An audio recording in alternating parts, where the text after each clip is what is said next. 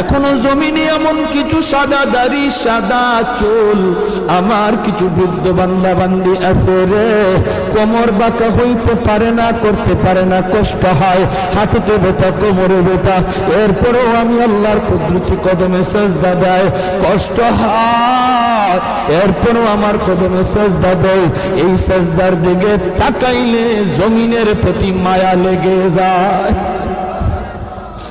2 নম্বরে আল্লাহ বলে ওয়াশবাবু খুশাব, কত যুবক অন্যায় কাজের দিকে দৌড়ায়, নাপাক প্রেম ভালোবাসার দিকে দৌড়ায়, জিনা বেবিচার মদ গাঞ্জার দিকে কত যুবক দৌড়ায়।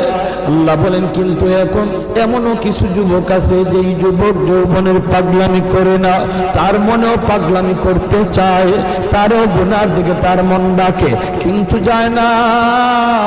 আমি আল্লাহর ভয়ে যুবক গুনার দিকে যায় না, মসজিদে গিয়ে হাজির হয় না, পাক ভালোবাসা প্রেমের দিকে মন দেয় না, আমি আল্লাহর প্রেম অন্তরের ভিতরে জমায়া নেয়।